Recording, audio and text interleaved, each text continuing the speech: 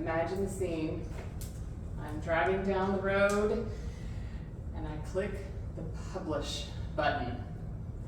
And then I say to my husband, have you ever experienced where your heart isn't beating really fast, but your chest is compressing and you can't really take a deep breath? And he said, no. And I said, yeah, me neither. This was yet another one of the panic attacks that had begun several months earlier when I was in the process of publishing my first book called Be Freaking Awesome. There was a whole chapter on fear. A whole chapter. And here I was going to publish a book and I was having panic attacks. So I did what any rational human would do. After my books arrived, I volunteered to become a homeless advocate. Because surely solving homelessness was going to be easier than getting over these panic attacks and promoting my book. Yeah. Right? Yes, now it's clearly insane. You can all see the insanity. But sometimes in our fear, don't we do some crazy things? Yes. So over the last 5 years, I have been on a journey. I thought the journey was to get rid of the fear. But instead, what I've learned is that fear is a little bit like Chewbacca. Any Star Wars fans in the audience? Right? Chewbacca. We have no idea what he's saying. Nope. No clue. Right? A little bit like our fear. Right? I cannot understand it. It's, that's what it sounds like in my head, y'all. Okay, I'm sure you don't have that experience either. But Chewbacca, whenever Han Solo is in a very desperate situation, who has got his back? That's right, Chewbacca. Sometimes Chewbacca actually gets a little aggressive and fights people that are actually friends, which is also a little bit like our fear.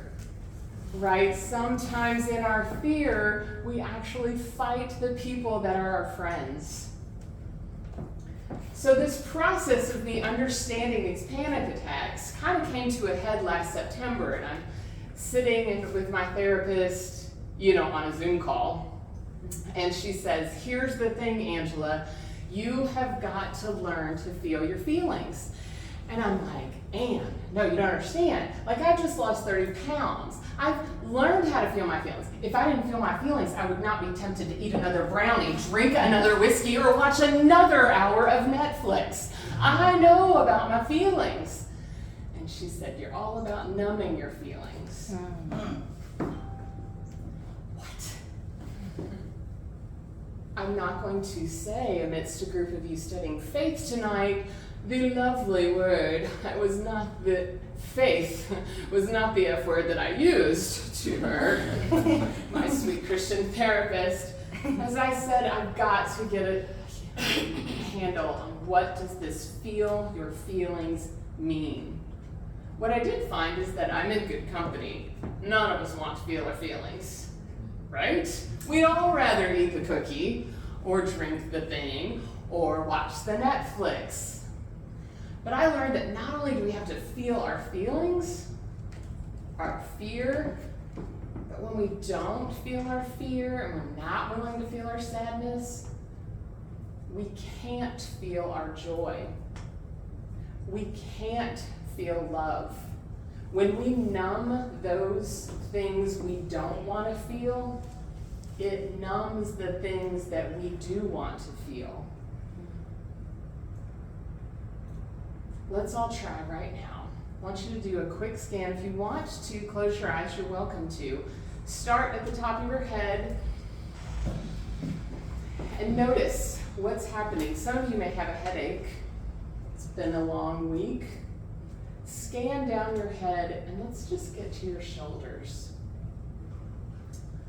All of you are feeling something in your shoulders right now. You know how I know? Because you're breathing.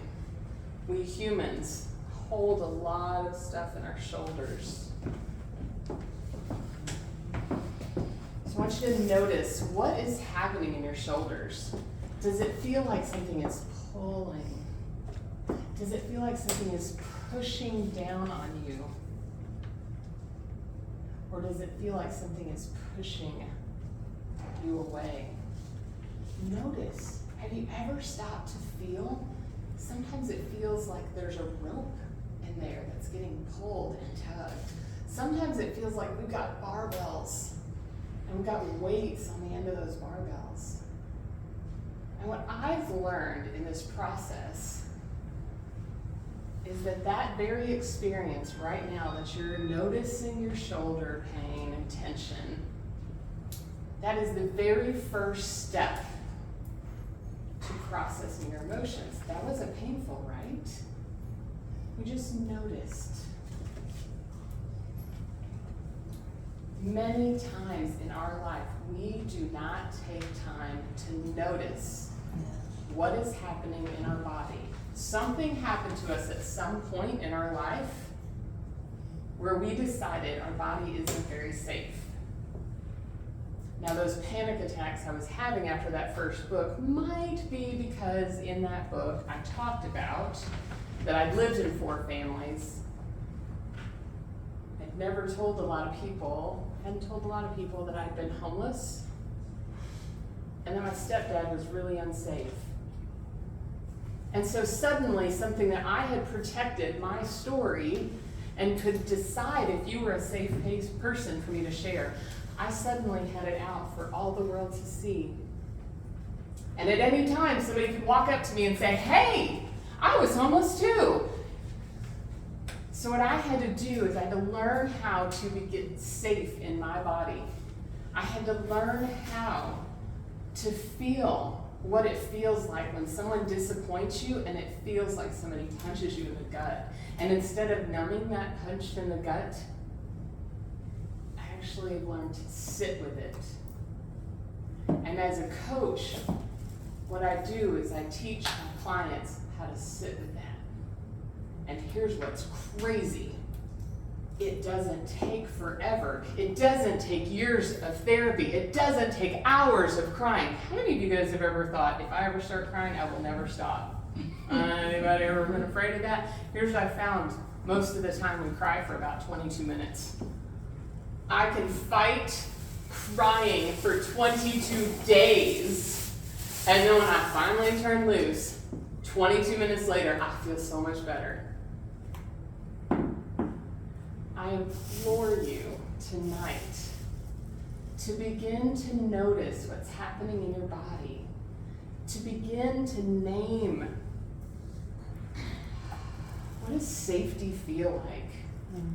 Can I cultivate safety with myself?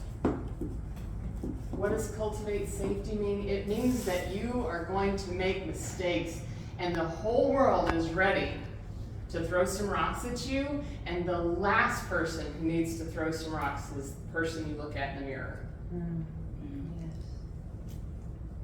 When you look in the mirror, you gotta know that you know that you know that you have your back. Because you know your story, you know what you've been through, you know what you've had to tolerate, you know what unsafe looks like, feels like.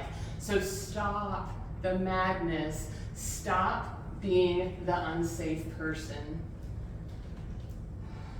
Practice a few minutes every day, just sitting and creating safety and having your own back. Because when we can begin to feel our feelings and process our emotions, we truly can have an epic impact. My name is Angela Belford, and if you go to angelabelford.com, you can actually download for free my first book, Be Freaking Awesome, and you'll receive updates on when my new book, Epic Impact, will be published. And this time, I will cheerfully press the publish button. Thank you.